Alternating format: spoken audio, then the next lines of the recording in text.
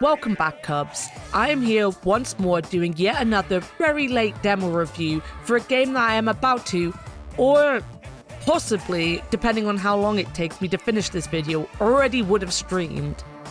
Look guys, the Broken Sword video has given me some motivation and extra mental energy to try and continue making some videos, probably off the back of misplaced adrenaline after getting it done in time, but I needed to do something much shorter because that 2-hour video, well, almost 2 hours I guess, killed me. So let me introduce you to Murder on Space Station 52. Developed by Made From Strings and published by Dionysus Games, Murder on Space Station 52 is a new puzzle adventure game that is releasing on the 25th of September, which, for a fun fact, is the day after I am writing and maybe recording this voiceover.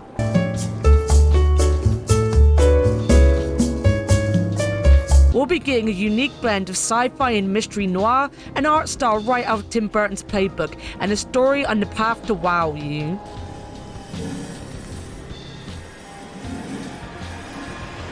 We start the demo with a little cutscene. Our main character, Edward Locke, is philosophizing on how big the universe can seem and how small it all has become. But now, trapped inside this cargo ship, and watching the stars pass by the portholes, things are starting to feel real small. Whilst the visuals scream a sci-fi dystopian and almost steampunky world, the monologue that ends with Locke declaring he hates space, Man, I hate space. which then leads into a space jazz title drop, harks back to its noir roots.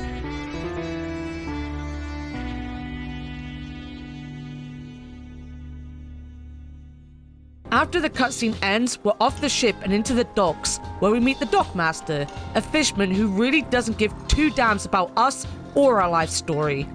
A life story Edward is very happy to give even after being told it was unneeded. Thanks for the life story. How about we stop wasting each other's time?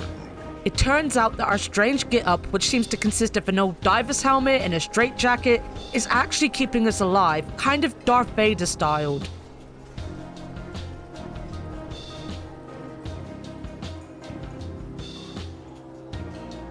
We've had an accident at some point and the suit acts as life support, which needs to be charged in a coffin-like contraption we bring with us. And what an impression it seems to make on the dockmaster. As soon as we step off the ship, we have a tutorial puzzle to solve that stretches over 2 screens. It isn't very hard to figure out what to do. The sheriff on the next screen will tell us that we're an engineer that has been deployed to help the skeleton crew on Space Station 52. He warns us that we'll have to wear lots of hats and that, to prove our worth, we have to help his friend, which means making sure to pick up our toolbox on the original screen. As I said, this does seem to be the tutorial puzzle, and really is just there to give you an overview of the mechanics and how the game works. It won't be very taxing, but it is a fun little runaround. After proving yourself to the sheriff, he'll get you sent off over the water to Chapter 1 in our next area.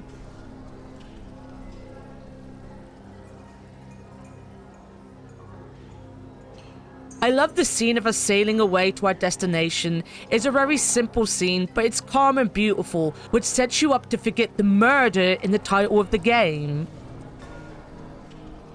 Our next area is also only 2 screens long. This time the puzzle is slightly more involved and does a good job of showing the depth of puzzles you'll have, from a simple inventory puzzle to some actual puzzly puzzles, for lack of better terminology because I'm an idiot. The game stretches its legs a little in the ending moments before Locke does an unlock and finds a dead body. Anaha. It ends with a wonderful anime-like trailer telling us exactly what we're about to play in the full release. The demo lasted for just under 18 minutes for me.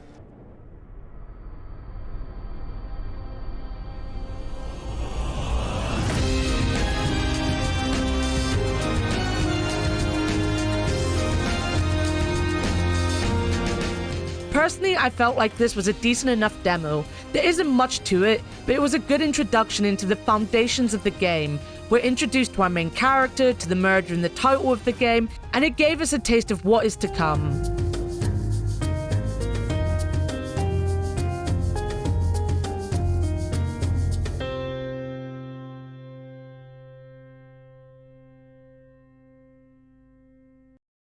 so far, gameplay-wise, I have to say that the game feels pretty well streamlined. Everything feels very simple. The game gives you a bunch of tutorial screens in the first area, easily explaining the buttons you need.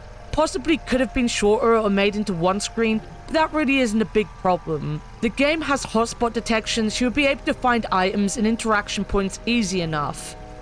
The inventory is really nice. I like the design of it, and it seems easy enough to use.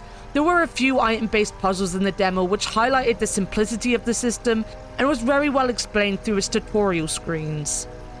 I am one of those people who have no real huge feelings on hotspot detection. I grew up with pixel hunting, so it doesn't bother me unless it is really dumb and obnoxious. That being said, the items so far, whilst easily noticed because of the areas we're in and the way they are presented, are very well designed and could easily enough fade into the general areas they are in. I feel hotspot detection is a quality of life thing many people kind of expect from modern point and click games, sometimes to the point they'll actively be annoyed at games that don't have them. And whilst I don't think a game not having it makes the game bad or anything of the sort, having the detection there, especially for a game so richly detailed, is going to be a positive. As I said, this problem is going to very much come down to the detail of the game, and the design is absolutely beautiful. It is close to being the most impressive part of the game. It is very Burton-esque, but a tad more colourful. It feels like the perfect style for the subject matter, the horror of the murder mystery, but with that sci-fi twist to it. It also kind of just suits Locke's personality. His melancholy feel as he's flung to a far-off planet to join an empty space station just feels so much like a Jack or a Victor. What I really like is that the art style and the writing, and kind of the sound as well, are at odds with each other, but also just work. You'd look at the art style and maybe think it was a horror game, but the music and the story scream mystery noir adventure. I also think I should mention how much I like the use of the foreground as well. I never really thought about it in games until I did the Big Broken Sword video, but this game had some crumbling in the foreground in the second area, and it honestly just helps make the game seem so much bigger. It reminds you that you are looking at the game from far away and not just a vacuum. The other thing I really liked though was the voice acting. Hey, heard you were having some trouble.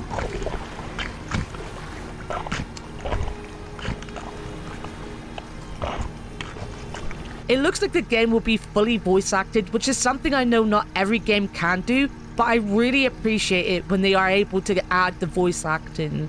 It also has a lot of character to the voice acting as well. The only other characters besides Locke are fish-like humans. Their voices are done with bubbly effects, and the big lad you don't even understand. He just talks in bubbles and grunts. It adds to the ambience and the fun of the game, and just isn't a bunch of people talking for the sake of talking. The fact they went as far as making the characters have effects in their voices just show that they put a lot of attention to every detail, and I'm really looking forward to seeing how the characters continue to grow. If there is one thing that I'm slightly worried about, it's going to be the quality of the puzzles, and to a lesser extent the story. We get a good look at it, and in the demo it is pretty good. Like, don't take this as me saying it was poor in the demo. I just worry that the quality won't match the expectations that the demo gave us.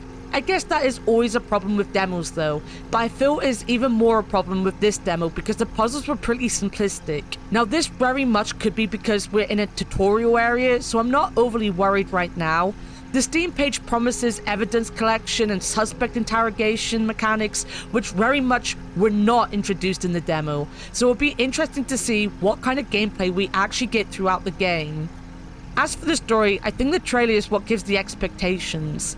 Again, it isn't to say the story in the demo was bad, it was just world building. The actual mystery is the cliffhanger we're left with, so obviously there isn't much to get our teeth into. That trailer though is pretty hype. I don't know why, but it gave me strong Danganronpa vibes. I'm looking forward to that feeling of figuring out a mystery once more. It is obvious with the simple gaming mechanics and the quality of life systems in place that they are focused on making sure everyone can get to the end of the game as easily as possible. I get the feeling that the mystery and the story are going to be more important than having people stumped on puzzles, and that is very fair. Personally, I believe the game is positioned to be a very fun mystery adventure that anyone can jump into and enjoy. As for the demo itself, it serves its purpose well enough. It is short and sweet, but it gives you a good look at the foundations of the gameplay, gives a good tutorial on how to play and the mechanics around it, gives you a few easy puzzles to show what it is to come, and then drops a wonderful cliffhanger to grip you and want you to come back. For me, it gets the vibe and the feel of the game across perfectly without outstaying its welcome, which I feel a lot of demos do tend to do sometimes. It knew when to end and how to end to make you want to play the game without giving too much away. I, for one, am very excited for the game. I have been given the key to the game through Keymailer, so I will be playing it during October. Depending, as I keep saying, how long this video takes me to get out, I might already have played it. I don't know. I've been ill for much of the last month and maybe made myself worse by becoming extremely focused on my Broken Sword retrospective, and I don't want to waste the creative energy I have. But as I kept saying, I needed a shorter video, and as I'm playing this game soon, I thought I'd get the actual demo video out for this one. I am forever saying this, but I do want to do this demo idea because I enjoy it. I haven't actually gotten around to doing the reviews for any of the games we've done the demos for and played through on stream. Depending on my mental health at any given point of the day, I don't really have much energy to work on much. It isn't even a case of I stream too much and could cut back and work on editing instead. If I'm not streaming, I spend most of my day disassociating and staring into space. I don't have much of an ability to focus on anything during the day, and even my streams are suffering since my illness began weeks ago, of having me space out and forget what I'm doing at the moment. That being said, I do have a new format for these videos and all other videos in general. I have some ideas on how I want to structure my weeks now, and we'll see if I can get a few different videos out going into the end of the year. But the plugs.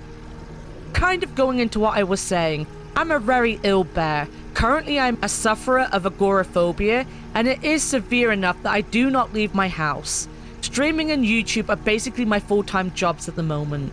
Thanks to my retrospective, we did manage to get over 100 subscribers here on YouTube, which is an amazing goal. We're now aiming obviously for 200, so if you've watched this and enjoy what you see, then please leave a comment, like the video, and press the subscribe button to join. That being said, my full energy does go into streaming, as it is the one thing I'm able to actually keep my attention to for long periods. If you want to support me on Twitch, you can find me at twitch.tv/Annakuma with 2 A's at the end, because Annakuma was already taken. I stream 5 days a week starting at 1 PM UK time. I do think in the coming months I might be changing up the time of streams, but for now, that is still true.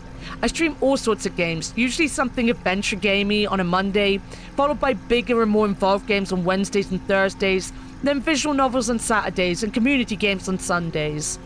We're a great little community, so if you like what you see and want more from this chaotic bear, then please feel free to join us over on Twitch.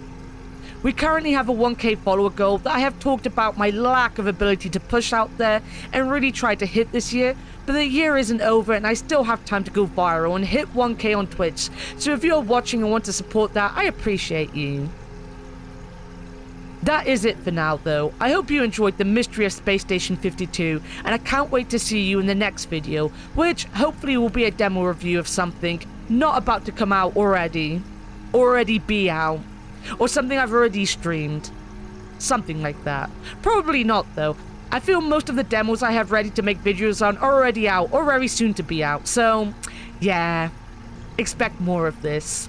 Either way, take care Cubs, and I'll see you soon in the next video. Hopefully. Maybe. Bye bye. Thank you.